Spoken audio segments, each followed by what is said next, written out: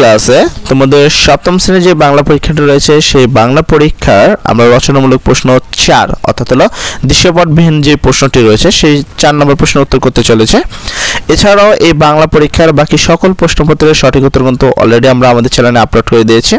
যাদের এই প্রশ্নের উত্তরপত্রগুলো চাই তারা চলে যাও এই ভিডিওর ডেসক্রিপশনে, সেখানে গেলে একটা প্লেলিস্টের লিংক পেয়ে যাবা তোমরা, সেখানে তোমরা তোমাদের সকল প্রশ্নের সঠিক উত্তর পেয়ে যাবা। তো দেখো এখানে আমরা যে প্রশ্নটি করব সেটা হলো 14 নাম্বার, মানে দৃশ্যপটবিহীন প্রশ্নে রচনামূলক প্রশ্ন 4 হয়, কিন্তু এখানে নাম্বারিং কিন্তু করা আছে 11, 12, 13, 14। তবে এখানে বলা আছে যে কোনো 3টি প্রশ্নের উত্তর দাও। এক্ষেত্রে তোমাকে অবশ্যই এই জিনিসটা সতর্ক থাকতে হবে। এখানে কিন্তু প্রশ্ন রয়েছে 11 থেকে শুরু করে পুরো 15টি, মানে পুরো 5টি প্রশ্ন এখানে দেওয়া রয়েছে। এর মধ্যে তোমরা যদি 4টি প্রশ্ন উত্তর করো তাহলে কিন্তু ভুল হবে। এখানে তোমাকে যে কোনো 3টি প্রশ্নের সঠিক উত্তর দিতে হবে, বাকি 2টি প্রশ্নকে টাচ করা যাবে না। আশা করি তোমরা বুঝতে পেরেছো। তো আজকের ক্লাসে আমরা এই 14 নম্বর প্রশ্নটি, মানে এই প্রশ্নটি করব, যেখানে বলছে মনে করো তুমি সপ্তম শ্রেণীর শিক্ষার্থী, তোমার শ্রেণীতে সাহিত্য বিষয়ক প্রতিযোগিতা অনুষ্ঠিত হবে।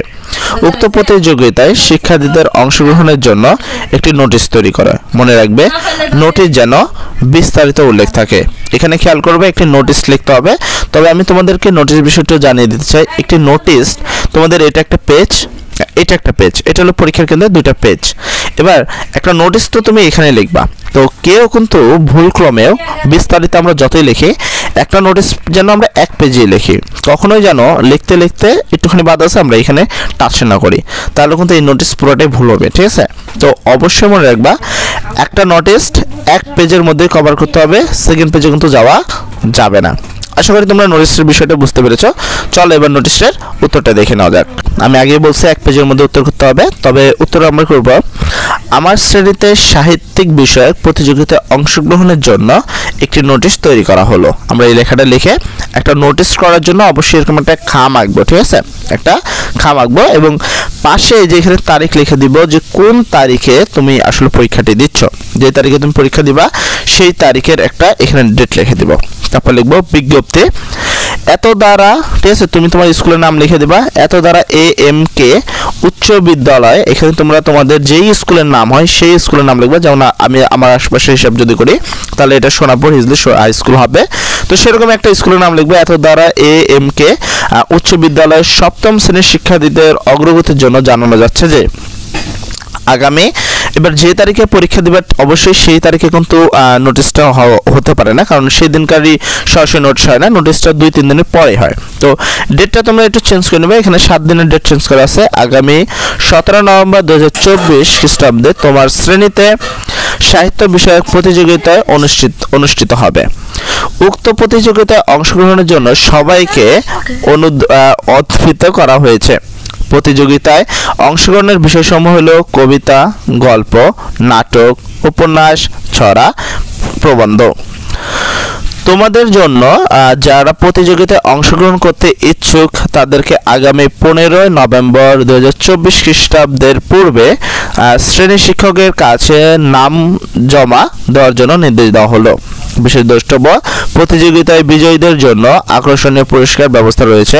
আদেশক্রমে প্রধান শিক্ষক AMK উচ্চ বিদ্যালয়। তবে এখানে একটুখানি যেটা ভুল রয়েছে সেই বিষয়টা আমি তোমাদের চিহ্নিত করতে চাবো, সেটা হলো তোমাদের স্কুলের নাম এবং ডেট। এই ডেটটা অবশ্যই এখানে যেমনটা লেখা রয়েছে 10-9-2024, এটা কখনোই হবে না, কেননা পরীক্ষা হচ্ছে কিন্তু 10 মাসে আর এটা কিন্তু 9 মাসে প্রকাশিত হয়েছে। তো সেক্ষেত্রে তোমাকে লিখতে হবে তোমার তারিখটাই লিখতে হবে। যেমন ধরো 1 তারিখে যদি পরীক্ষা হয় তাহলে 1-10-2024, আজকের যে পরীক্ষা আগামীকালের যে পরীক্ষার ডেট সেই ডেটটা তোমাকে লিখতে হবে এবং আগামীকালের ডেটের থেকে 7 দিন পরের ডেটটা এই নিচে লিখতে হবে। আর একটা বিষয় হলো স্কুলের নাম। এখানে একটা স্কুলের নাম তোমরা দেখতে পাচ্ছ AMK উচ্চ বিদ্যালয়, সেখানে তোমার যে প্রতিষ্ঠানের নাম সেটা কিন্তু লিখতে হবে। এখানে যে AMK উচ্চ বিদ্যালয় লেখা রয়েছে এই লেখাটা যদি লেখো সেক্ষেত্রে তোমার এই নোটিশটা সম্পূর্ণভাবে ভুল হবে এবং স্যার কিন্তু এটাকে কেটে দিতেই পারে। আর প্রধান শিক্ষক AM কে উচ্চ বিদ্যালয়ে রেখেছে, এখানেও তোমাদের সেমই কথা। এখান থেকে শুধু এই তারিখ এবং তোমার প্রতিষ্ঠানের নাম একটু ঠিক করে লিখবা, তাহলে এই নোটিশটা 100% কারেক্ট হয়ে যাবে। আশা করি তোমাদের এই নোটিশটা বুঝতে পেরেছি। এরপর যদি তোমাদের কোনো প্রবলেম থাকে অবশ্যই আমাদের কমেন্ট সেকশনে বলবা। বুঝতে কোনো জায়গায় কোনো ত্রুটি থাকলে আমরা সেখান থেকে তোমাদেরকে আবারও বুঝিয়ে দিব। আরেকটা কথা, যারা বাংলা পরীক্ষার বাকি সকল প্রশ্নপত্র চাচ্ছ তারা চলে যাও এই ভিডিও ডেসক্রিপশনে, সেখানে গেলে একটি প্লেলিস্টের লিঙ্ক পেয়ে যাবা তোমরা। সেই লিঙ্কে ক্লিক করলে তোমরা তোমাদের বাকি প্রশ্নের সঠিক উত্তর পেয়ে যাবা। আর যারা এখন পর্যন্ত আমার চ্যানেলে বহাল রয়েছে এই ভিডিওতে কিন্তু চ্যানেলটি সাবস্ক্রাইব করতে ভুলে গিয়েছো, তারা অবশ্যই চ্যানেলটি সাবস্ক্রাইব করে দিবা। এবং সবাই ভালো থাকবা, সবার পরীক্ষার জন্য ভালো হয়, সবার জন্য দোয়া করি সবাই ভালো থেকো এবং সবার পরীক্ষায় অনেক অনেক অনেক ভালো করে। সর্বোপরি কথা, আসসালামু আলাইকুম।